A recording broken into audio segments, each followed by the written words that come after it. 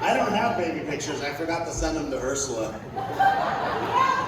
She's been emailing me like for months, and I try to ignore any emails from the National Lawyers Guild. No, I'm kidding. I don't do that.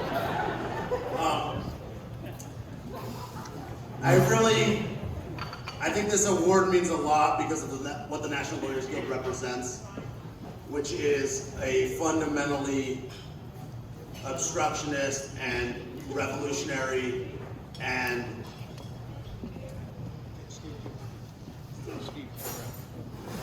counterintuitive approach to law. We go to law school and we go into the legal career, we go into courtrooms, and we are fed a message about the nobility and the majesty and the somehow fundamental greatness of the law. And as someone who came to law school after being an activist and who came to law school with a radical mindset, that never rang true. There's a famous quote by Antzoulatos that says, "The law in its majestic equality forbids the rich and poor alike to sleep in the streets, sleep under bridges, and steal bread." And I think that that is fundamentally what my conflict has always been with the legal system and the legal construct. It's this idea that is perpetrated by lawyers and judges and prosecutors and defense attorneys and scholars, that there's some nobility in due process, that there's some nobility in fairness, and if we all come to the door and people are treated fairly, that justice will come out of that. And throughout my career, I've recognized that unless you recognize that everyone's coming to the door with inequality and with unfairness and with injustice and with oppression, that there's nothing about the nobility of the rules that will necessitate or will guarantee justice. Justice comes from activism. Justice comes from the streets.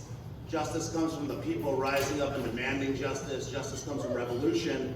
And all the lawyers in this room, at our best, get to support those movements.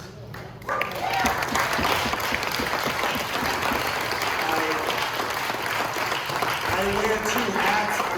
I'm a public defender, and I represent people day in and day out that are charged with crimes. My colleagues are back there, and I thank you.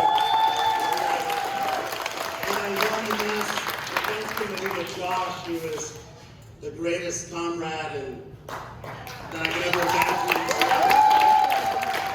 And there's this fallacy, there's this mythology that's often asked, this false dichotomy between real crimes and political crime. This idea that what I do in my daily work is quote unquote real crime.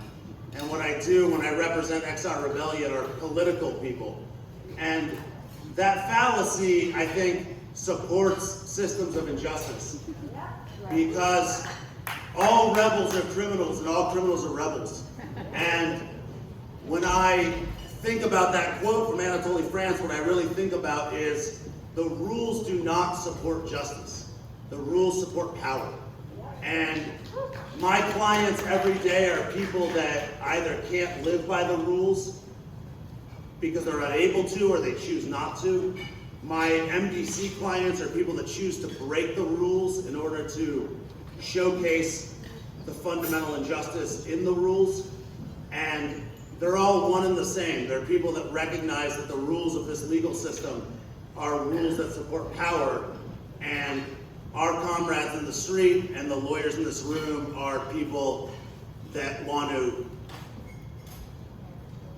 fight those systems of power. And that's why the National Lawyers Guild has always been a home for me, and so I appreciate this award a lot. The last thing I'll say, and I'll shut up, is my table over here. I couldn't do it without them, in no particular order. My father used to take me to the basement of the UCLA library to read underground newspapers. My mother drove me around San Francisco. I was exhausted. I was like 11 years old because she refused to cross the picket line. And I learned a lesson.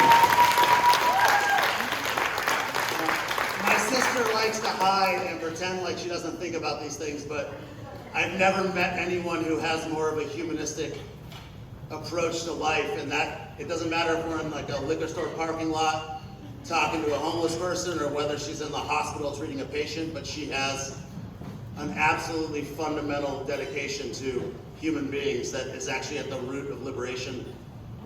My daughter, at this point, is an ultimate shit disturber and has taught me that I can't win every argument. And